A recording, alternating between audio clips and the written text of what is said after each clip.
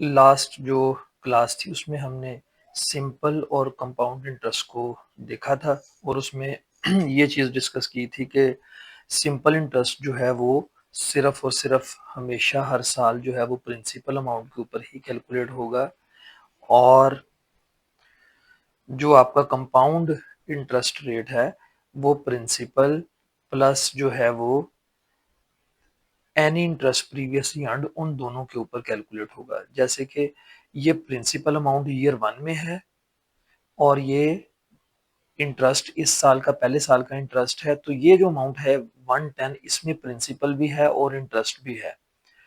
अगले साल यानी ईयर 2 में जो इंटरेस्ट रेट है 10%, ये जो आपको गिवन है वो 10% इंटरेस्ट रेट आपका इस अमाउंट पे कैलकुलेट होगा जिसके अंदर प्रिंसिपल और प्लस इंटरेस्ट मौजूद है। यहाँ पे भी मैंने बताया है। तो ये 110 पे लगेगा इंटरेस्ट रेट 10%, तो ये 11 रुपीज अमाउंट आएगी और 2 साल के बाद आपके बैंक में या किसी कंपनी में जहाँ पे आपने ये पैसे इन्वेस्ट किए हैं वो 121 हो जाएंगे। अब इस 121 में भी प्रिंसिपल प्लस इंटरेस्ट शामिल है। इंटरेस्ट कौन सा है? ये 11 रुपीज और 110 आपकी इस साल की प्रिंसिपल अमाउंट थी। तो तीसरे साल में क्या होगा? तीसरे साल में ये इंटरेस्ट रेट अब प्रिंसिपल अमाउंट यानी इस 100 पे कैलकुलेट नहीं होगा बल्कि वो इस 121 पे कैलकुलेट होगा। इस 121 को मैं यहाँ ले आया हूँ। 121 के ऊपर ये 10% इंटरेस्ट रेट कैलकुलेट हुआ है जो कि 12.1 बना है। अब ये आपका इंटरेस्ट हो गया और ये आपकी इस साल की प्रिंसिपल अमाउंट हो गई 121, तो ये आपका बना 133.1। तो एक वाजिया फर्क है सिंपल इंटरेस्ट में और कंपाउंड इंटरेस्ट में। सिंपल इंटरेस्ट क्योंकि अपनी प्रिंसिपल अमाउंट के ऊपर हमेशा कैलकुलेट होता है, वो 100 पर ही कैलकुलेट होता रहेगा हर साल, इसलिए वो इंटरेस्ट की अमाउंट हर साल फिक्स रहेगी जो आप इंटरेस्ट अर्न कर रहे हैं, 10 रुपीज, 10 रुपीज और 10 रुपीज। जबकि दूसरी तरफ कंपाउंड इंटरेस्ट में अगर आप देखें तो कंपाउंड इंटरेस्ट में क्योंकि प्रिंसिपल प्लस इंटरेस्ट के ऊपर हर साल जो है वो इंटरेस्ट 10% कैलकुलेट होगा, तो वो इंटरेस्ट हर साल बढ़ता जाएगा। पहले साल वो 10 रुपीज था, अगले साल वो 11 रुपीज हो गया और उससे अगले साल वो 12.1 रुपीज हो गया। तो ये चीज को अच्छी तरह समझ लें कि कंपाउंड इंटरेस्ट में हमेशा इन्वेस्टर का फायदा होता है। तो अभी जो मैं आपको नेक्स्ट बताना चाह रहा हूँ वो ये है कि सिंपल इंटरेस्ट का कोई एक फार्मूला होना चाहिए जो डायरेक्ट जो है वो 133 जिससे आंसर आ जाए। उसकी वजह क्या है? अगर आप एक इंश्योरेंस कंपनी में जॉब कर रहे हैं या बैंक के अंदर जॉब कर रहे हैं और आपसे कोई कस्टमर जो है ये 25 ईयर्स के लिए इन्वेस्टमेंट के लिए आता है, 25 ईयर्स के लिए। अब यहाँ पर तो जो मैंने एग्जांपल दी है वो 3 ईयर्स की एग्जांपल थी कि 3 ईयर्स के लिए आप जो है वो पैसा अपना इन्वेस्ट करें। लेकिन अगर कोई 25 ईयर्स के लिए बैंक में आपके पास आ जाता है तो क्या आप मैनुअल कैलकुलेशन उसकी 2 से 3 घंटे लगा के वन बाय वन पहले ईयर 1 की कैलकुलेट करेंगे, फिर ईयर 2 की कैलकुलेट करेंगे और फिर ईयर 3 की कैलकुलेट करेंगे? ये बहुत टाइम टेकिंग हो जाएगा। तो इस से बचने के लिए हमारे पास कोई एक ऐसा फार्मूला होना चाहिए जो 3 साल हो, 10 हो, 25 हो, 30 हो, 100 साल हो, वो उनका 1 क्लिक के ऊपर कैलकुलेशन कर दे। तो सिंपल इंटरेस्ट को एक ही क्लिक में कैलकुलेट करने का फार्मूला होगा simple interest is equal to P naught multiply by I and multiply by N. अब एस जो है वो मैंने सिंपल इंटरेस्ट के लिए लिखा,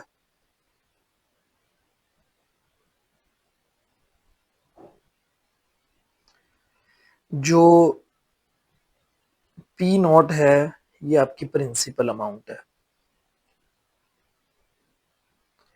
जो आपने आज इन्वेस्ट की है। इसको हम प्रेजेंट वैल्यू भी कह सकते हैं। आई जो है वो इंटरेस्ट रेट है जो इस एग्जांपल में 10% था। एन जो है वो नंबर ऑफ ईयर्स। तो ये वो फार्मूला है जो एक क्लिक के ऊपर इस सारे को कैलकुलेट कर देगा, चाहे सिंपल इंटरेस्ट 25 साल के लिए हो, 100 साल के लिए हो, जितने भी ईयर्स के लिए हो। तो स्टूडेंट देखिए दोबारा फार्मूला लिखते हैं, simple interest is equal to P naught into interest and into N. अब जो हमारी एग्जाम्पल थी अगर उसमें देखें कि 100 रुपीज हमारा जीरो पे जो हमने डिपॉजिट किया, यानी हमारी ये इन्वेस्टमेंट थी, हमने वो 100 रुपीज लिखा। आप जानते हैं कि 10% जो है वो इसमें इंटरेस्ट रेट गिवन था, 10% मीन 10/100, और एन जो था वो हमारा 3 था। एन जो है वो 3 है। तो ये फर्दर सॉल्व होगा, 100 इंटू 0.1 हो जाएगा ये, और 3 सालों के लिए है तो इसको मल्टीप्लाई करेंगे तो ये आपके पास 30 रुपीज आ जाएगा। तो स्टूडेंट्स ये सिंपल इंटरेस्ट का आंसर आया 30 रुपीज। ये 30 रुपीज वही है जो आपने 1 बाय 1 कैलकुलेट किए थे। 10 रुपीज पहले ईयर में, 10 अगले में 20 हो गए, और तीसरे साल में 10 रुपीज और आपने अर्न किए तो ये 30 बनते हैं। तो यहाँ पे 1 क्लिक में आपका सिंपल इंटरेस्ट कैलकुलेट हो गया जो कि 30 है। अब हम एक नए कॉन्सेप्ट की तरफ जाते हैं। हमारे पास इंटरेस्ट रेट चाहे सिंपल हो या कंपाउंड हो, यानी interest rate, simple interest rate आप कैलकुलेट कर रहे हो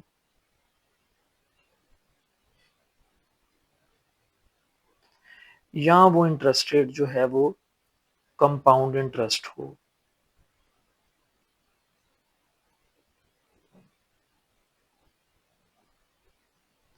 एक चीज इनमें कॉमन है कि दोनों की प्रेजेंट वैल्यू भी होगी, यानी जो आज वैल्यू है, और जब आपका इन्वेस्टमेंट का पीरियड खत्म होगा तो फ्यूचर में आपको एक अमाउंट मिलेगी जिसको हम फ्यूचर वैल्यू बोलेंगे। क्योंकि chapter he time value of money का है तो मैंने दोनों तरफ लिख दिया है कि सिंपल इंटरेस्ट हो या कंपाउंड इंटरेस्ट हो, उनकी दो दो वैल्यूज होंगी, एक प्रेजेंट वैल्यू, एक फ्यूचर वैल्यू। प्रेजेंट वैल्यू को हम हमेशा पीवी से लिखेंगे और फ्यूचर वैल्यू को हम एफवी से लिखेंगे।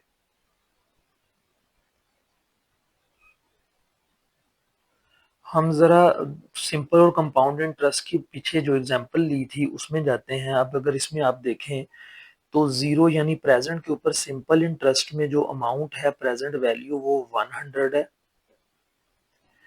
और जो फ्यूचर में आपको 3 साल के बाद मिल रहा है वो अमाउंट फ्यूचर वैल्यू है और वो है 130।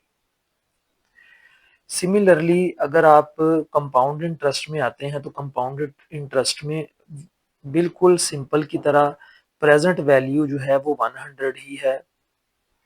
अब जो फ्यूचर वैल्यू है वो इसमें 133.1 है। तो मैं इन वैल्यूज को नीचे अपनी नेक्स्ट जो एग्जांपल जो हम पढ़ रहे हैं कि सिंपल और कंपाउंड इंटरेस्ट दोनों की फ्यूचर और प्रेजेंट वैल्यू होती है, तो मैं इनको वहां लिख देता हूँ।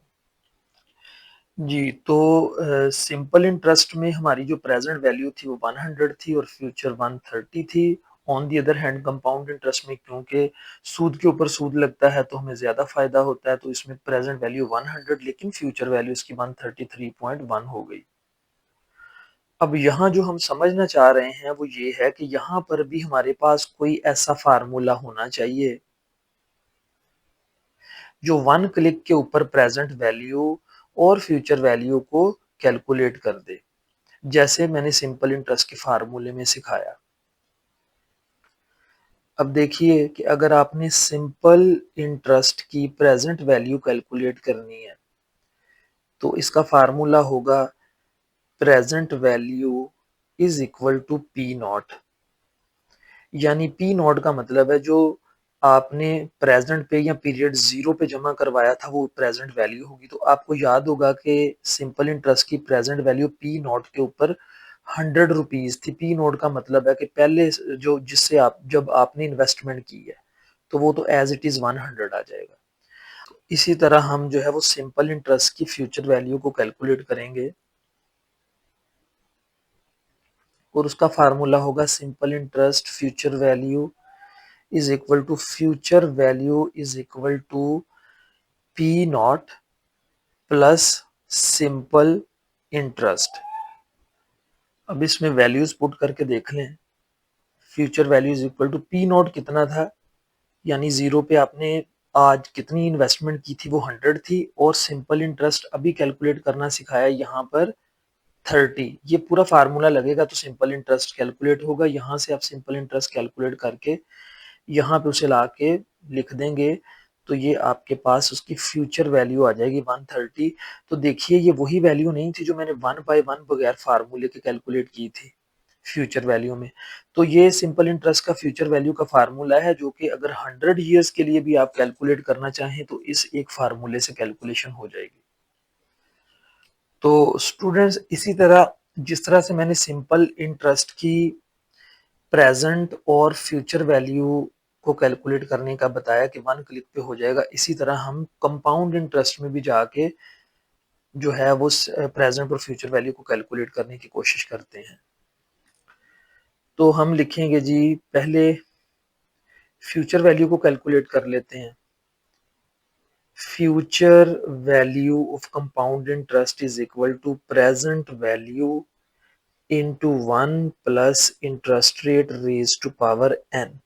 तो प्रेजेंट पे आपने क्या डिपॉजिट करवाया 100, 1 प्लस इंटरेस्ट रेट जो है वो 10% था, और ये 3 इयर्स के लिए इन्वेस्टमेंट थी। तो ये क्या बन जाएगा 100 into 1 plus 0.1 raise to power 3। और फर्दर इसको सॉल्व करेंगे तो ये बन जाएगा 1.331, और इसको 100 से मल्टीप्लाई करेंगे तो ये बनेगा 133.1।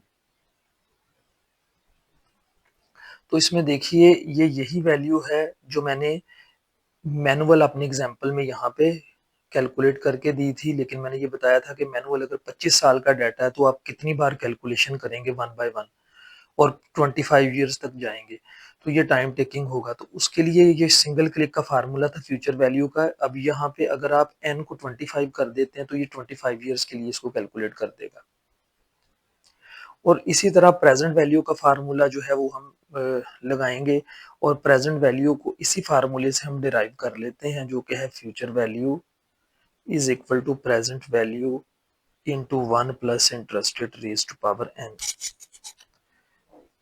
इसको यहाँ से डिराइव करने की कोशिश करते हैं। फ्यूचर वैल्यू यहीं पे रहेगा और प्रेजेंट भी यहीं पे रहेगा। अब ये इधर मल्टीप्लाई हो रहा है प्रेजेंट के साथ तो ये इधर आके डिवाइड हो जाएगा 1 plus interest rate raise to power n। आगे चल के मैं आपको ये फार्मूला डिराइव भी करना सिखाऊंगा कि ये 1 कहाँ से आता है फार्मूले में। तो ये फार्मूला बन जाएगा present value is equal to future value divided by 1 plus interest rate raise to power n। इसमें अब आप वैल्यूज पुट कीजिए। फ्यूचर वैल्यू अब भी आपने कैलकुलेट की है यहाँ पे फ्यूचर वैल्यू जो कि है 133.1, और उसको डिवाइड करेंगे 1 प्लस 10% इंटरेस्ट रेट पे। 10% का मतलब 10/100 रेज टू पावर 3। 3 साल का डाटा था तो इसमें आगे फर्दर हम चलते हैं तो ये हो जाएगा 133 divided by 1.1 raise to power 3। तो इसका आंसर ले लेते हैं। इसका आंसर लिया तो वो आया 100। तो ये वही प्रेजेंट वैल्यू है जो अभी थोड़ी देर पहले यहाँ पे मैंने लिखी थी, और ये वही है जिसको मैनुअल भी यहाँ से हम कैलकुलेट किया था कि प्रेजेंट में हमारी इन्वेस्टमेंट जो है वो 100 है। तो स्टूडेंट्स इसमें जो है वो हमने सिंपल इंटरेस्ट और कंपाउंड इंटरेस्ट की डेफिनेशन इससे पिछले लेक्चर में देखी थी, और आज हमने देखा कि सिंपल इंटरेस्ट को 1 क्लिक पे कैलकुलेट करने का कौन सा फार्मूला होगा। और आगे फिर हमने ये डिस्कस किया कि सिंपल हो या कंपाउंड इंटरेस्ट हो, दोनों की दो वैल्यूज होती हैं। एक प्रेजेंट वैल्यू होती है, एक फ्यूचर वैल्यू होती है। और प्रेजेंट और फ्यूचर वैल्यू को 1 क्लिक पे ऊपर तो हमने यहाँ पे मैनुअल कैलकुलेशंस की हैं इतने हिस्से में। इससे नीचे जो है वो हमने जो कैलकुलेशंस की हैं इससे नीचे वाले पोर्शन में वो हमने मैनुअल नहीं की बल्कि फार्मूला लगा के future and present values calculate की हैं सिंपल और कंपाउंड इंटरेस्ट की। नेक्स्ट लेक्चर में मैं ये बताऊंगा कि ये फार्मूला डिराइव कैसे होता है, ये कैसे इस तरह बनता है। तो कीप वॉचिंग माई चैनल।